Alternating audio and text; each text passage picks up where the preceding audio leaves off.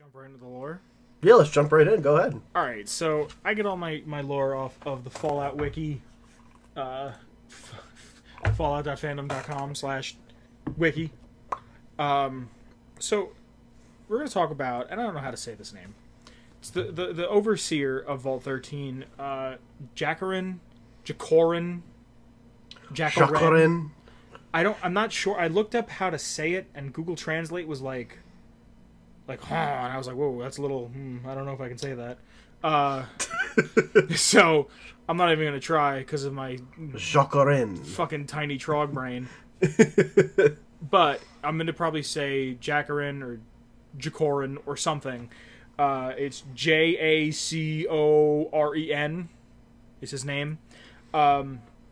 He's the overseer of Vault 13 in 2161, and he genuinely cares about the vault dwellers and everyone inside of the vault. In 2161, the water chip breaks and shuts down the water for purification for the vault, and he sends the vault dweller into the waste to find a replacement. The vault dweller finds out about the mutant threat and takes care of it, and then he is exiled from the vault. So when you come back to the vault, the overseer is portrayed the entire time as a guy, like I said, who genuinely cares. And when you talk to him, he says that you're doing this to further the vault. You're there to further humanity. You're there basically to save everyone. Yeah, you're more or less, for as far as you know, saving the world, because your world is a small little bubble underground. So when you return back with the water chip, and after you've defeated the Master's army and you've defeated most of the mutants, you come back and he says to you, this is the exact quote that he says to you: "You've done it. It's wonderful, amazing. I'm so proud of what you've accomplished and what you've endured. There's no way that the people of the Vault can ever thank you enough for what you've done. You've saved all of our lives, maybe even the human race. This makes this even harder. Everyone will want to talk to you. Every youngster will look up to you and want to emulate what you did. And then what? Then they'll want to leave. What happens to the Vault if we lose the best of a generation? What if we're the only safe place in the world? You just gave us back... Fuck, I wanted to read this without fucking up. You just gave us back all these lives. I can't take the chance of losing them.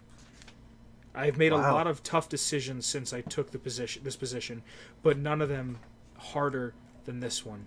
You saved us, but you'll kill us. I'm sorry. You're a hero, and you have to leave." So, holy get shit. Lost. Yeah. So, which is a really interesting way, because I have it written down here, and we'll get to it again. Vault 13 was supposed to stay closed for 200 years. And it was to see the effects of prolonged isolation on a group of people.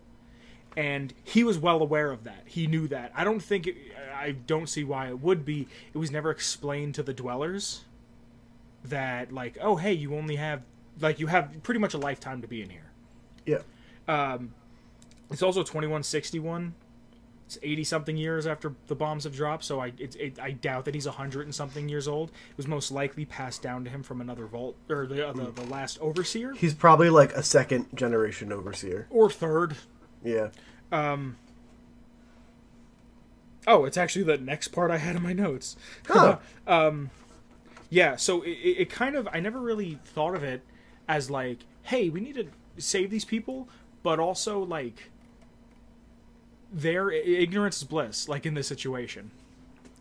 Like, it really is just, hey, don't think about it, it never happened. So he's probably gonna fix, because you come back and you're like, I fixed the water, like I have this chip here, and then you leave. So he probably went back inside and was like, hey everybody, he's dead. Wow. You know what I mean? Like, he's ruling by fear in a sense. He's like, yeah, he helped us, but he got overzealous. He got greedy, and he went back out, and he died. Wow. You know what I mean? Like, kind of twisting the story around. Well, after all you've done.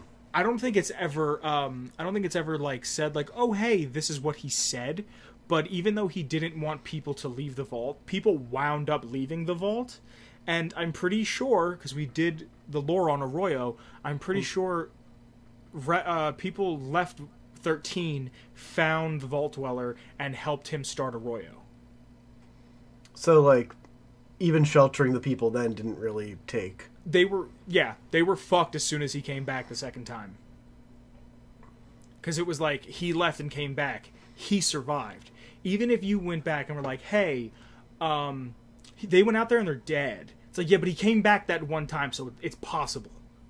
Mm-hmm. And all you need is that glimmer of hope. Glimmer of hope, yeah. And you could accomplish anything. Mm-hmm.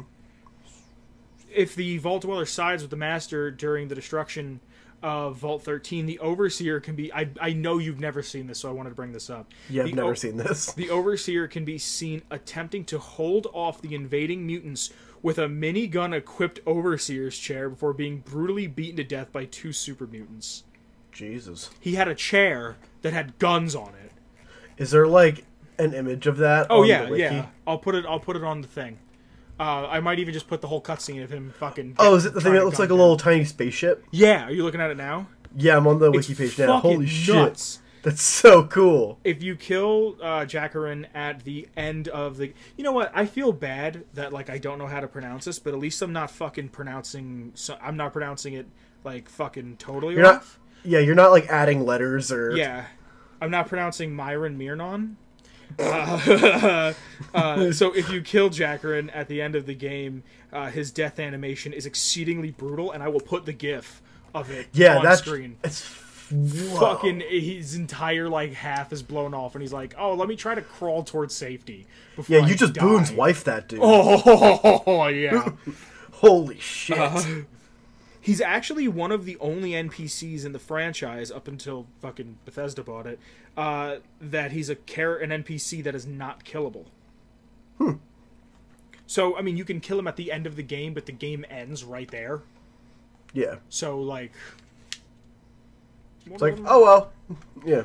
At the end of the quest, Trouble on the Home Front in Fallout 3, Amada says to the Lone Wanderer, "I'm sorry, you're a hero, and you have to leave," right after she exiles you from 101.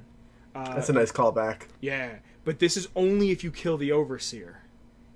If you convince the Overseer to allow the vault to stay open, they will be thankful, or she will be thankful, but reluctantly exile you from the vault due to the other dwellers in the vault blaming the Lone Wanderer for their problems inside. Oh. And something that I thought was really interesting, Tim Kaine, let me just double check to make sure I have. Tim Kaine says this: "I always thought a Fallout story of drawing straws was something the Overseer thought of. Look, someone has to go outside and they may die out there, so let's draw straws. Someone, probably not the Overseer, since he wouldn't have gone outside no matter what, demanded that everyone draw a straw in order to be truly fair. But to be honest, the Vault Dwellers were simply terrified of going outside, and terrified people do not always make the wisest decision. Anyway, when Big Dumb Larry drew a straw, maybe the Overseer saw it as a way to rid their limited gene pool of some really bad alleles." So, not only was he like, "Oh, hey, I have to lie to these people and say that you died because you're a good man, and you pretty much saved humanity." Well, you pretty much saved humanity in the sense that you destroyed the fucking mutants. But also, we're only putting you out there because your genes are somewhat inferior to what everyone else's are. Jesus. You know what I mean? Like, hey, ho. Yeah. Wow, I never knew how, like, macabre that actually is. Fallout 1 is fucking brutal. That's brutal. Fallout 1 is just, like, it's yes or no. There is no, Like, it's very, like, you're either dead or you're not. Mm-hmm. So, yeah, that's all I have on Jacoren. Damn. Do you have anything you want to say about him? No, I just, I didn't expect that level of complexity from that dude. Yeah, right? Like, and it's not even a super long, like, I'm looking at I have the thing open right now, it's not even super long. Yeah, it's not that long at all. There's a lot, here, I don't have this written down, but I'll read it to you. If you have low intelligence, he says shit to you. Like, oh, that's great. Can I have the chip now? Or can I have the chip, please? No, not that. Like very patronizing. Yeah. He goes, no, not that. I want the computer chip. And there's one that says, no, the chip. Give me the chip! Thank you. Now go to the library and rest for a while, okay? And my personal favorite, yes, you can touch things. Oh, you can actually download all those sounds if you want to add them. You're way ahead of me. Or I'm way ahead of you. Actually, I want to listen to one. Hold on. Okay. Which one? Which one? Because I'll put it in right here. No, not that. I want I listen the to the computer Okay, chip. I'll put that there. Yeah, really, really, I love his... I like this character a lot more than I thought I did now after reading this. And Yeah, I kind of thought he was... animation, arms and legs everywhere with sinew and decay. Yeah, you could see the freaking rib cage. Jesus. Yeah, he got Boone's wife before it was cool. Yeah, jeez. With the bloody mesh trait or the berserker or child killer traits or a low reputation right after the Overseer's goodbye speech at the end of the game, the Vault Dweller will automatically put away any held weapon, draw a pistol, and shoot the Overseer in the back. So it's automatic. Wow. Huh.